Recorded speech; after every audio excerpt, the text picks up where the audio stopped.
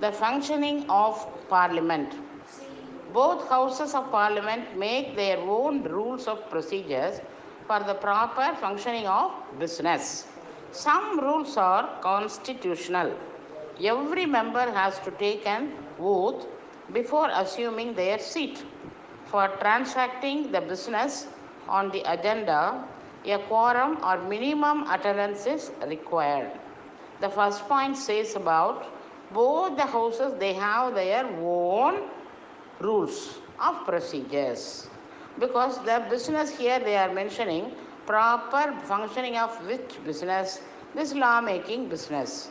So that is the function or the work, that is why it is called business.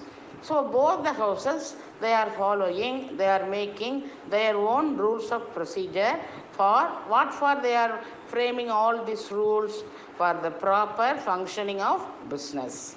Some rules are, even though they frame some rules, make some rules, some rules are constitutional. They are given in the Constitution. Constitution provides all these rules. Every member has to take an oath. Yes, before occupying the seat in the Parliament, that is any Sabha, every member has to take an oath before assuming their seat. The last point, that is to become a member before occupying the seat, means what? Assuming their seat means before taking that or becoming the member or anything or any post, they have to take oath. For transacting the business, that is, this is Parliament business only, no? So for transacting the business on the agenda means program. What are the things to be done to function properly? That is for the proper functioning of business. So they have some agenda. So here also for transacting the business on the agenda, a quorum or minimum, that is minimum attendance is required. The next point is, that is side heading is the question hour. The first hour of each sitting of Parliament is called the question hour. That is first 1 hour of each sitting of the Parliament. Whenever they meet in the first sitting, first 1 hour will be considered or will be called as the question hour. When the speaker admits a question, it has to be answered by the minister concerned. This is to draw the attention of the people. Generally, the questions have to be sent a week in advance. Under special conditions, they can ask questions at short notice. After this, the rest of the agenda, like the introduction of bills and discussions on them, is dealt with. Let us go to the first point again. That is first sitting, first hour is called question hour. Whenever the question is, during the question hour, the speaker admits the question. Whenever it is asked, he allows, he accepts, he admits a question. It has to be answered by that question has to be answered by the minister concerned. The related minister has to answer. But how this question should be dealt, it's coming the next point. This is to draw why this question hour is being created.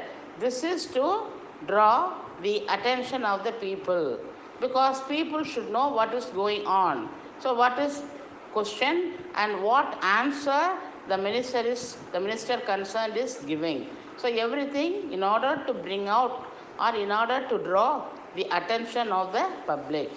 Generally, the questions have to be sent a week in advance. What is the procedure they have to maintain when they want to ask a question? During the question hour, they have to prepare in advance and they have to send a week in advance. 1 week before they have to prepare the questions and send. Under special condition, if there is any special condition is demanded, so there is no time or any emergency, whatever it is, maybe the reason may be different, but under special condition, they can ask questions at short notice, because 1 week notice they have to give before asking question, but under special condition, they can allow questions to be asked at a short notice, before 1 week or 2 weeks, 2 days or any day, anything. That is before 1 week, the short notice, that is what called short notice, they will be allowed to ask. That is under special condition. Then, after this, the rest of the agenda, the program, like introduction of bills and discussions on them is dealt with. That is in the that is during the parliament hours. Then after asking questions and the answer is being made by the minister, then last one, the remaining time it will be spent on other, that is rest of the agenda.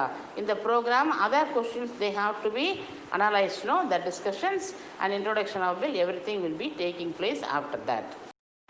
Next one is legislation or making of laws.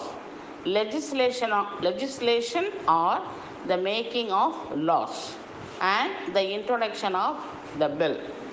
The main function of parliament is legislation, which means the making of laws. Yes, it is the law making body, it makes laws. The introduction of the bill. Law making involves several steps. First, a bill is introduced in the parliament. Second is the bill is passed by the parliament. First introduction, next the bill is passed by the parliament. Third one is the bill after getting passed by the parliament, it is sent to the president for his assent, that is consent. When the bill is adopted in the parliament, it be an act. That is an act. When it is adopted in the parliament means it is an act. When an act gets the assent of the parliament, if the parliament approves, then or it gets the consent of the parliament, approval of the parliament, then it becomes the law of the land. First one is the bill, then act, then law. A bill is a technical name given to the draft of the proposal which is moved in the parliament. What is that one? What is technically it is called? It is a technical name given. A bill is a terminology. A bill is a technical name given to the draft of the proposal which is moved in the parliament. That is in the letter form. Before becoming an act or law, it is in the draft form. So that is the name given to the draft or letter or proposal which is moved in the parliament. After that, non-money bills can be introduced either in Lok Sabha or in the Rajya Sabha. Except money bill, other bills, that is what called non-money bills. Non-money bills can be introduced either in Lok Sabha or in the Rajya Sabha. Any house, upper house or lower house can introduce. But the money bills can be introduced only in the Lok Sabha. So only Lok Sabha can introduce the money bills. A money bill, before it is introduced in the lower house, that is Lok Sabha, has to receive the approval of the president. That is very important. A money bill, this is very important point. A money bill, before it is introduced in the lower house, that is Lok Sabha, it has to receive the approval of the president. The next topic, that is side heading, is the reading of the bill. Every bill goes through 3 stages of reading in each houses. So here it is given a diagram. So the first one is stages. It has to undergo 3 stages, that is first reading, second reading and third reading. Under first reading, the aims and purposes of the bill are discussed. If these find favor with the House, the bill goes to the next stage, that is goes to the second reading. Here in the second reading, here it is discussed class by class, amendments are moved, voted and debated upon. So if there is any change also, amendments means changes. that they will do there in the second reading, and also they will how the amendments can be accepted. It should be moved, then voted and debated upon. Next, it is going to the third reading, that is, it is a more of a formality because a bill should go to the third reading, that's why it is called more of a formality. Once adopted by one house, it goes to the other house for a similar procedure. Automatically it will go and it will be accepted. So this is normal proceeding. So every bill has to undergo three readings, that is first reading, second reading and third reading, that is that are three stages. The next side heading is seeking the President's approval. After the many points are given, the first point is after the bill is approved by both the houses of Parliament, it is sent to the President for approval. First, the President has to approve. We must get the approval of the President. Second point, if the President agrees with the bill, he or she, the President, whether he or she signs it and the bill becomes a law or an act. It is called the President's assent, that is, he has given the approval. If not, he or she sends it back for changes to the House. The bill then goes to the President for approval again. Second time it is going for approval.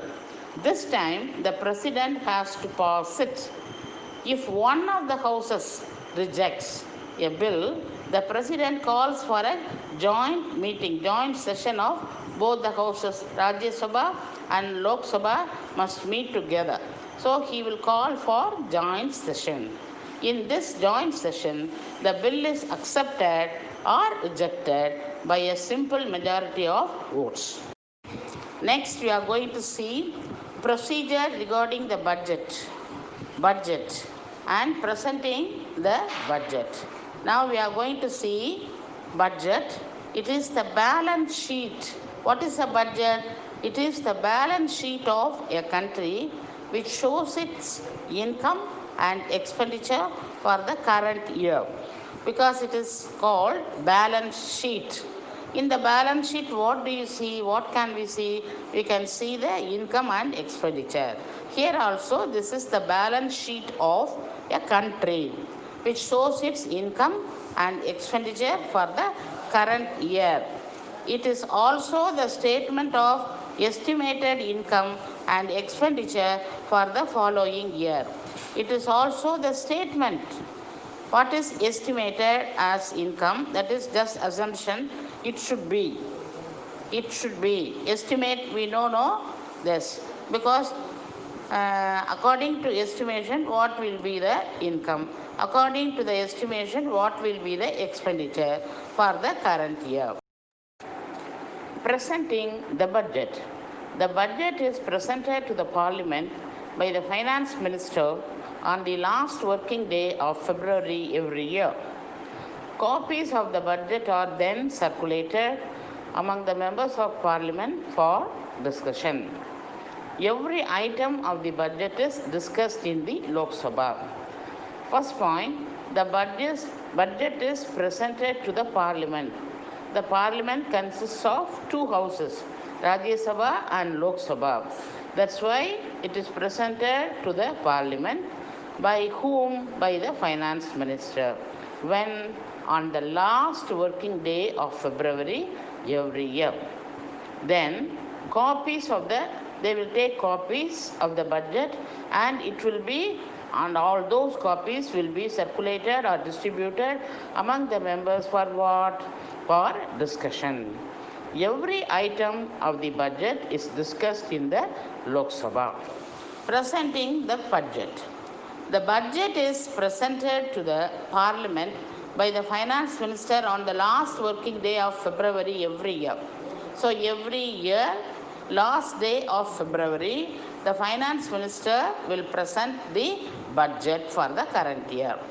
Copies of budget are then circulated among the members of the Parliament for discussion. So everyone should have a glance. They must analyze, then they should have discussion.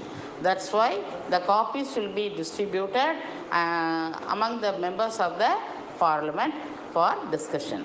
The third point, every item of the budget is discussed in the Lok Sabha. Presenting the budget continues. Next point, each minister then presents an estimated expenditure for his or her own ministry. So the minister, he or she has to present their own, that is her or his own expenditure connected with his or her ministry. Then the members raise objection and demand cuts in expenditure. So every time when we give out the expenditure, then the members raise objection and demand cuts in expenditure. So this is called the token out. So cutting off the demand cuts in expenditure, the term is here given as token off. So I read the second point once again. Then the members raise objection and demand cuts in expenditure. So too much of money is being spent, it's to be spent on expenditure is given in the budget, means then they may cut. So this is called a token out. The term they are using, token out. The minister has then to justify their demands and satisfy the members' question before the token out is removed and the grant is sanctioned. So the money, when discussed, the demand, they may be demanding more or they may be cut. They may be reducing, both can be discussed. That is why here the minister, he has to justify their demand, whether it is proper. What they present as demand is correct, it is reasonable. Then only he will satisfy the members' question before the token out is removed and the grant is sanctioned. Then the proposal of new taxes for the coming year is also discussed. So the proposal, the plan for new taxes also for the coming years, means that the next year, the coming year, that is also discussed in the budget time. Then after this, the budget is sent to the Rajya Sabha, which has no powers to amend or reject it. It can only discuss the budget and suggest changes. Next point, great care is exercised in financial matters because finance is of vital importance to a country's economy. So financial matters are very, very important, which decides country's economy. Whether the country is rich or the poverty limit is very low, and also everyone is employed. So all such matters are deciding the economy of the country. That is why great care is exercised in financial matters, because finance is very, very important to a country's economy. 2 special committees are set up to ensure that public money is spent properly. So to spend the money properly, 2 special committees are set up. They are established to ensure the public, to ensure means to give assurance that the public money is being spent properly. What are the special committees? Now we can explain through a diagram. The topmost box we have the special committees, and the special committees are of 2 types. The first one is Public Accounts Committee. The second one is Estimates Committee. Public Accounts Committee, it consists of members from both houses, but with a majority from the Lok Sabha. Estimate Committee consists of members only from the Lok Sabha. Here both the houses, but with the majority they are from the Lok Sabha, but Estimate Committee out and out from the Lok Sabha. These 2 committees ensure, that is giving assurance that public funds are spent in a manner which brings the greatest good to the greatest number of people.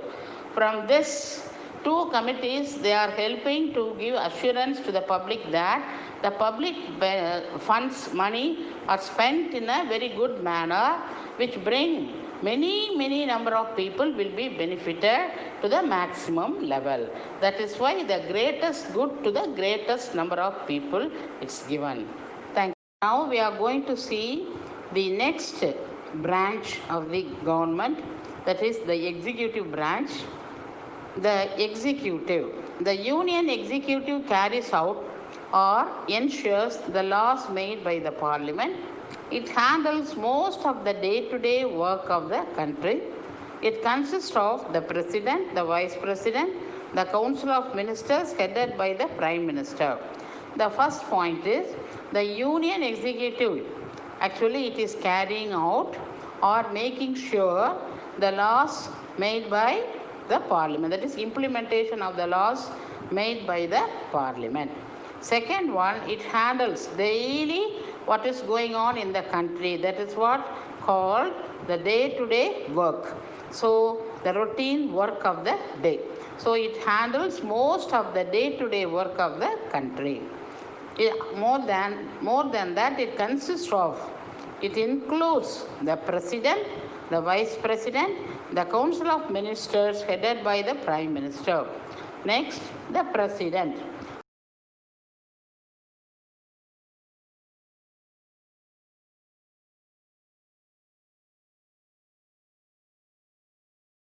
The president is not the real head of the executive. The president is only the nominal head of the state, but the president holds the most exalted office in the country. The president is in a position of great authority and dignity. In the first point, he is not the real head. The president is not the real head of the executive. That gives the meaning we get from the second point. The president is only the nominal head of the state, only in name. That is why nominal head. Only in name, he is the executive. He is the highest. He is having the highest post. That is, the president is not the real head of the executive. It is in the second point given clearly. The next point is, but the president holds the most exalted office in the country, the highest respectable office in the country. The president is in a position of great authority and dignity. Thank you. Next, qualifications of the president and election of the president. To become, now qualification first. Qualifications of the president.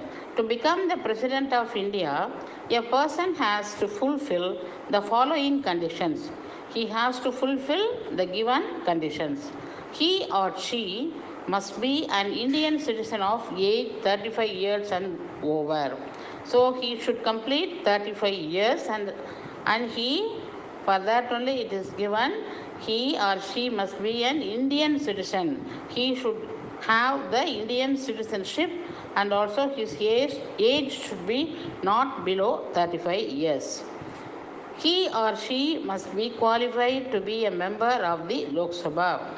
He or she, he must be qualified to be a member of the Lok Sabha. So, president, that is president can be qualified to be a member of Lok Sabha. And also, he or she cannot hold an office of profit under the union or state governments or any other local body. He should not work or he should not hold any office of profit, means he should not have any job. He should not earn money through that job. So he should not hold any office of profit under the union government or state government or any other local government. The next one is election of the president.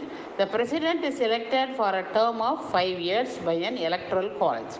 The electoral college is electing the president. His term of office is 5 years.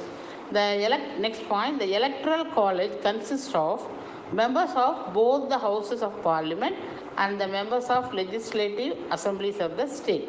So the members of the parliament, that is both the houses of the parliament and also the members of the state legislative assemblies, they only form electoral college.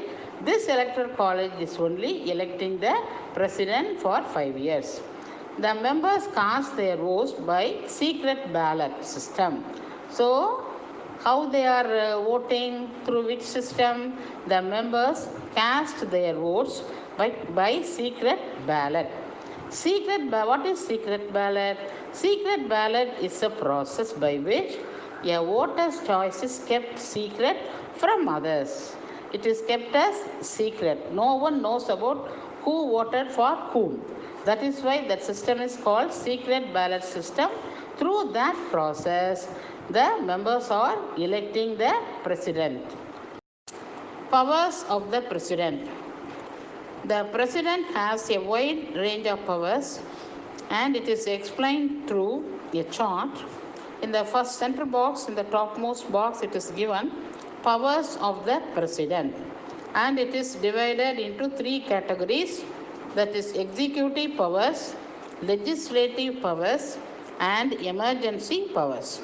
Let us see one by one. First one is executive powers. The president is the supreme commander of the armed forces, although its exercise is governed by law. Law is the governing one, but president is the supreme commander of all the 3 forces. The president makes senior appointments. The following authorities are appointed by the president. They are the Prime Minister and other ministers, the Chief Justice and judges of the Supreme Court and High Courts, the Chairman and members of the Union Public Service Commission, ambassadors and diplomatic representatives, the Auditor General, the Attorney General, and other such positions. Executive powers of the President continues. The President also has the powers to pardon an offender and reduce or annul a court sentence. The Prime Minister has to keep him or her informed of all decisions of the Council of Ministers. So the first point explains the President has the power to give pardon. He can forgive a punished one. He can give pardon to an offender, or he can reduce the punishment, that period, the type of punishment or the term of punishment can be reduced, or he can annul a court sentence, cancel a court sentence. The order. The Prime Minister, that is what is given as a punishment from the court, that can be cancelled.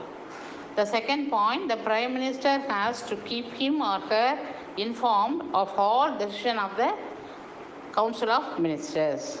So what all he does, the Prime Minister has to inform what all the decisions made in the Council of Ministers also he must know. The next one is legislative powers. The President is an integral part of the legislative process. He is integral part. He is connected very strongly with the legislative process. His or her consent, that is assent, is required for the passing of law. If a law is to be passed, means the President actually should give his consent, that is approval. The President is not a member of the Parliament but enjoys numerous powers. Even though the President is not a member of any house, that is Parliament, but he is given numerous powers for enjoyment. So he enjoys numerous powers. He or she has a right to address either house or both the houses assembled together during the joint session. He or she may summon and prorogue the 2 houses and can dissolve the Lok Sabha, though this can be done on the advice of the Council of Ministers. So the first point says, the previous point says, he or she, that is the president, has a right to address either house, any one house or both the houses assembled together during the joint session. He or she, that is the president, may summon, can call for and prorogue, postpone the two houses, and can dissolve, so that one abolish, can dissolve the Lok Sabha. Though this can be done, even though it is being done by the president, but he has to get the advice of the Council of Ministers. That is why it is given as the president may summon and prorogue the two houses and can dissolve the Lok Sabha, though this can be done on the advice of the Council of Ministers. Even this can be done only with the advice of the Council of Ministers, but anyway it has the power. When a bill is sent to the president for assent, he or she is allowed to withhold it or return the bill to Parliament for consideration. The next point is, when a bill is sent, ordinary bill is sent to the president for his consent, for his acceptance, for his assent. The president is allowed to withhold, even he can retain, he won't allow it to be passed. And also sometimes he can return the bill for consideration. He can return the bill to Parliament for consideration. He can also withhold the bill. So that can be done by the president. The next point is, certain bills such as those for the formation of new states. Sometimes they plan to form a new state. So that is the bills connected with formation of new states, it can be introduced only with the president's permission. After getting the permission of the president only, the bills connected with the formation of new states can be introduced. Next point, that is legislative powers. The president nominates 12 members to the Rajya Sabha and 2 members of the Anglo-Indian community to the Lok Sabha. So this is nominating power. So the president nominates how many members? 12 members to the Rajya Sabha and 2 members of the Anglo-Indian community to the Lok Sabha. During the recess of Parliament, the President can issue ordinances which have the same power as an act. During the absence of the Parliament, that is, the Parliament is not functioning, maybe on leave or something, that is only recess of Parliament, that time the President can issue ordinances. Those ordinances have the power just like an act only. So here he can issue ordinances which have the same power as an act. How much effect or power an act has, the same type of power the ordinance also will have when the ordinance is issued during the recess of the Parliament. The ordinance must be, there is absence of the Parliament, the President is doing that work. The ordinance must be present. The ordinance made by the President during the recess of the Parliament, no, those ordinances must be, one ordinance is made means that ordinance must be presented in the Parliament within 6 weeks of its reassembling. So that is, during the recess time it was actually issued, but after reassembling, before, that is within 6 weeks, the ordinance must be presented in the Parliament. The ordinance issued by the President, it should be presented in the Parliament within 6 weeks of its reassembling. If both houses do not pass it, the ordinance is withdrawn. That will be cancelled. It will be taken back. Both the houses of the Parliament should pass the ordinance, then only it can come as an act. Then the emergency power. The President can declare an emergency if a war or internal aggression threatens the security of the country. Suppose a war is about to come, or during the war, or internal aggression, if there is internal confusion and chaos, and also just like an internal war, it threatens the security of the country. Then the next point, there is a breakdown of constitutional machinery if in any state, in any of the states, the constitutional machinery is not functioning properly. If there is a breakdown of the constitutional machine, then that is another cause. Then financial instability threatens the country.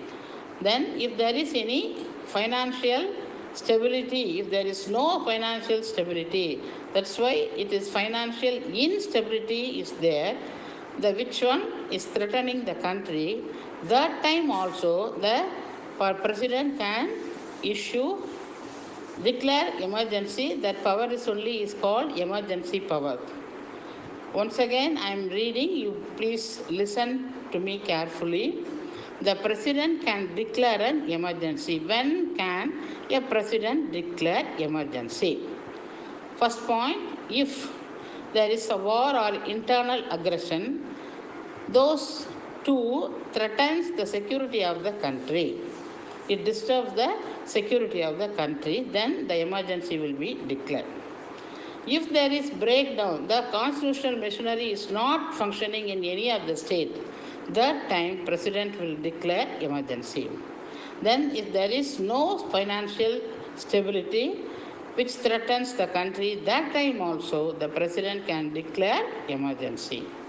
In all his or her work, the president is aided by the advice of the Prime Minister, the Council of Ministers, Parliament and senior government officials. All these authorities will help the president whenever there is help needed by the president.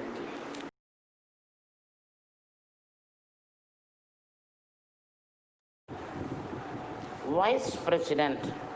The Vice President takes the place of the President when the office of the President falls vacant temporarily on account of any of the following.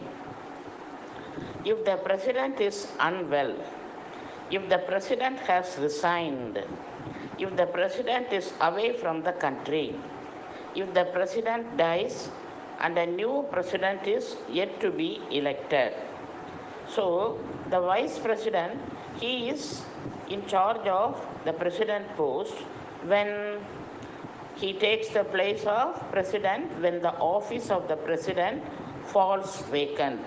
If there is not vacancy, if the place is vacant, the seat is vacant temporarily on account of any of the given following reasons. It's given below. The 4 reasons are given below. The first one is sometimes the President may be not well, that is unwell. Then the President has resigned. Sometimes he might have resigned, so that time. Then third one, the President is away from the country. He is not in the country. He went abroad or somewhere. So if he is not in the country or he is away from the country, if the President dies, if there is death of the President and a new President is not yet elected, yet to be elected. So in all these cases, the Vice President takes the place of the President. The qualifications of the Vice President. The Vice President is elected by the members of both the Houses of Parliament. He or she must be an Indian citizen. He or she should have completed 35 years of age. The Vice President holds office for a period of 5 years. The Vice President is the chairperson of the Rajya Sabha. So, what are the qualifications a Vice President should have to become the Vice President? The Vice President is elected by both the members of both the houses of that is Rajya Sabha and Lok Sabha members should elect the vice president. Then he or she must be an Indian citizen. He must possess the Indian citizenship. He or she should have completed 35 years of age. The vice president holds office for a period of 5 years. His term of office is 5 years. He can continue as vice president for 5 years. That is why the vice president holds office for a period of 5 years. The vice president is the chairperson of the Rajya Sabha. He is the chairperson, he is the head there. One more thing, he is called ex officio chairperson, that is because of his post. Well, whoever is vice president, the vice president will be the leader or the chairperson of Rajya Sabha. That is only it is called ex officio in the term means. Next, the Prime Minister. The Prime Minister is the key person both in the executive and the legislature. He or she is the head of the executive. He or she has a position of great power and importance. The Prime Minister's position is the most important position in the country. It is the real post. That is, we saw President as nominal head. Here is the real head. Prime Minister is the real head. That is why he is the key person both in executive and in the legislature. He or she is the head of the executive. He is the real head of the executive.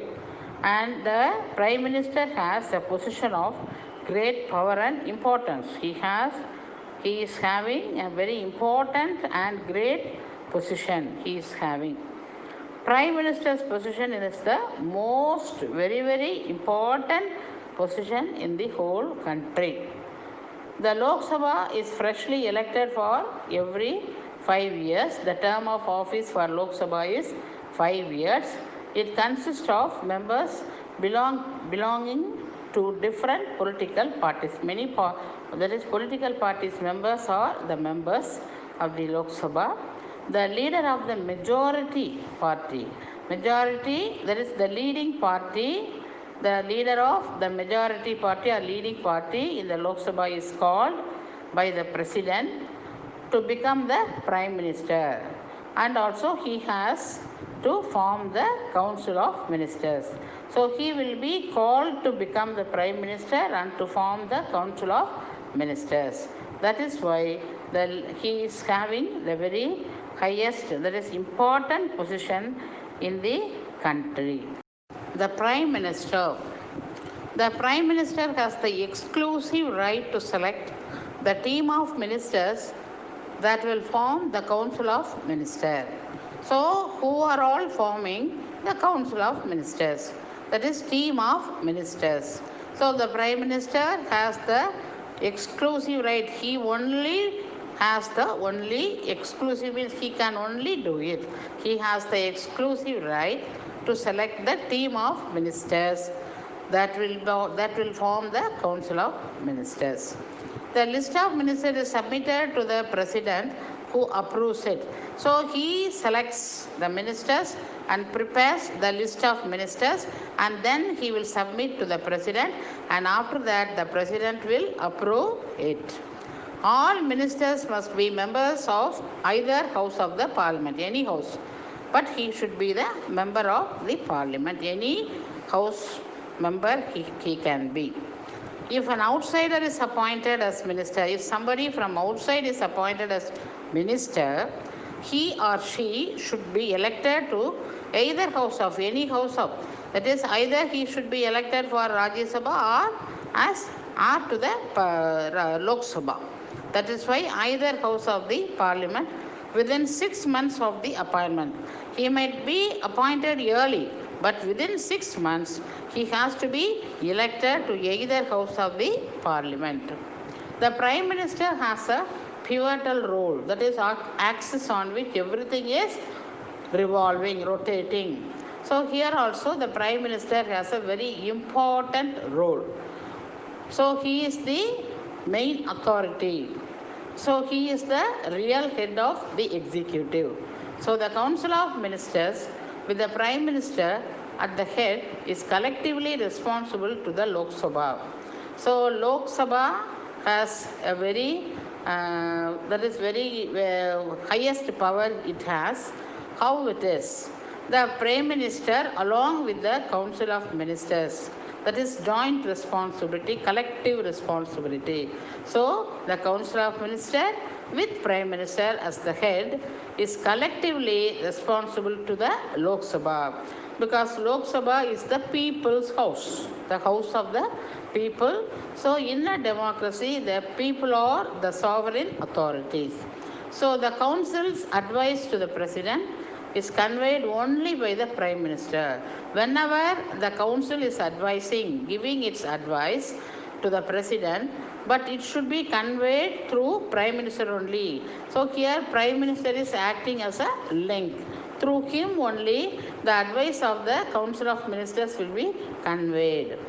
The Prime Minister here is acting as a link between, he is the link between the ministry and president on one hand, and he is the link between the ministry and parliament on the other hand. So one side legislature and the ministry. So in between he is the link.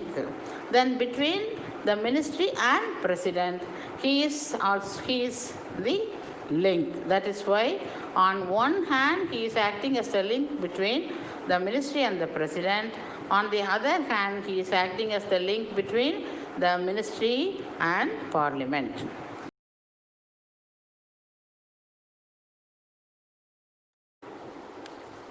The Council of Ministers. The Council of Ministers is the most powerful organ of the Union Executive. It is headed by the Prime Minister and includes Prime Minister with cabinet rank, the senior ministers, ministers of state, deputy ministers. It's very powerful organ of the Union Executive. The head of the Council of Ministers is Prime Minister, and this council includes ministers with cabinet rank, that is senior ministers, and the minister of states and deputy ministers. The ministers are appointed by the president on the advice of the Prime Minister. So the list will be prepared by the Prime Minister and it is recommended by the Prime Minister.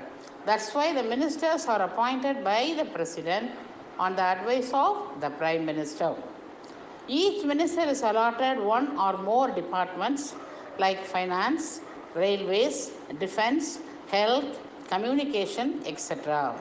So a minister can be given only one or more than one department, like what I read, finance, railways, defense, health, etc.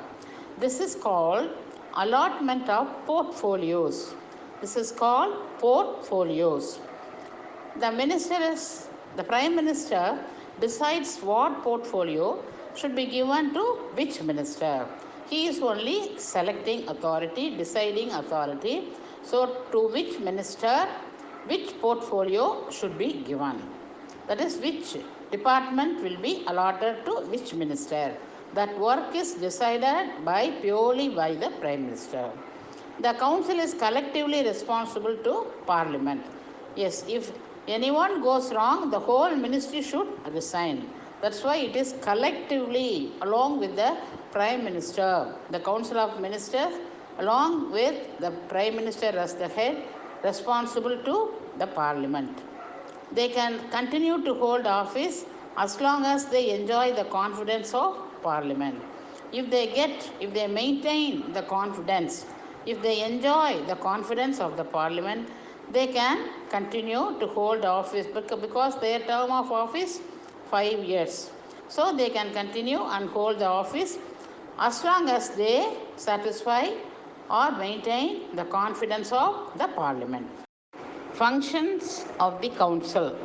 The Council of Ministers formulate some concrete proposals for legislation. Together with the Prime Minister, The council aids and advises the president in his or her functions. Within the council, the senior ministers with the cabinet rank form the cabinet. The cabinet is the nucleus of the council. So the council of ministers, they are making concrete proposals for legislation, how to make legislation.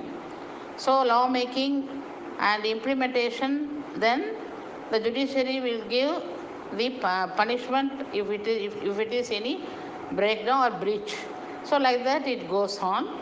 So here the council formulates concrete, very strong proposals for legislation. So to maintain the order and discipline, we must frame for any work a concrete proposal. Like this, the Council of Ministers also they are doing. Together with Prime Minister as head, the Council aids, that is helps and advises the President in his or in President's function. The Council of Ministers every time helps the President. Within the council, the senior ministers. So among the council of ministers, senior ministers are there and they are having the cabinet rank also. They only form the cabinet. So that cabinet is the nucleus, that is center of all. That is very powerful position it has in the council. That is the nucleus of the council. So in a cell, nucleus is how powerful it is, how important it is. Like that only in a cabinet, in the council of ministers, in the council, the cabinet is the nucleus of the council. The important powers of the council. It concerns about the impeachment of the president, removal of the vice president, removal of judge of the Supreme Court or High Courts, amendments of the Constitution, that is any change if they want to bring. So in that, it has the concern, it has to decide along with that. So amendments of the Constitution, then giving power, that is empowering Parliament, giving power to the Parliament to create an all India service. So for that, it is allotting or it is empowering the Parliament to create an all India service. This is the important, these are the important powers of the council. The impeachment of the president, removal of the vice president, removal of the judge of the Supreme Court or High Court, amendments of the Constitution, and empowering Parliament to create an all India service.